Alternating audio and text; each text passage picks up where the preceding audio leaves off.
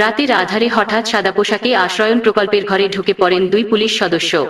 হতদরিদ্র দিনমজুরটির ঘরে ছিলেন তখন কয়েকজন মেহমান। পুলিশ ওই মেহমানদের পকেটে গাঁজা ঢুকিয়ে দিয়ে তাদেরকে টেনে হিঁচড়ে নিয়ে যাওয়ার চেষ্টা করেন। এক পর্যায়ে মেহমান এবং পরিবারের অন্যদের কাছ থেকে ৩৪,০০০ টাকা হাতিয়ে নিয়ে চলে যায় তারা। ঘটনাটি এতটুকুতেই শেষ হয়নি। মেহমানসহ পরিবারটির পুরুষদের উপর চালায় অমানবিক নির্যাতন ওই দুই পুলিশ সদস্য। নারীদের করা হয় অকথ্য গালাগাল। এছাড়া ঘরের আসবাবপত্র ভাঙচুর ও নিয়ে যাওয়ার চেষ্টা করে তারা। এরপর আরও ২,০০০ টাকার বিনিময়ে সেগুলো রেখে যায় তারা। এইসব অভিযোগ গোপালগঞ্জ জেলার কাশিয়ানী থানার এসআই সাজিদুর রহমান সোহাগ ও এএসআই খায়রুল আলমের বিরুদ্ধে।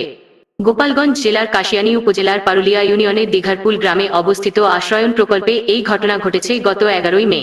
সেখানকার বাসিন্দারা জানান, আশ্রয়ণ প্রকল্পে কিছুদিন পরপরই এমন ঘটনা ঘটে। তারা গরিব এবং অসহায় বলে পুলিশের বিরুদ্ধে কথা বলার সাহস পান না, তাই এগুলোর কোন প্রতিকারও হয় না। দেয়ালে পিঠ থেকে যাওয়ার মতো অবস্থা হওয়ায় অবশেষে গত ১৮ই মে গোপালগঞ্জের পুলিশ সুপার বরাবর একটি লিখিত অভিযোগ দেন আশ্রয়ণের বাসিন্দারা। সে বিষয়ে এসআই সাজিদুর রহমান সোহাগের নিকট জানতে চাইলে তিনি এই প্রশ্নের জবাব না দিয়ে হাসতে হাসতে উল্টো ভুক্তভোগীদের দেখে নেয়ার হুমকি দেন।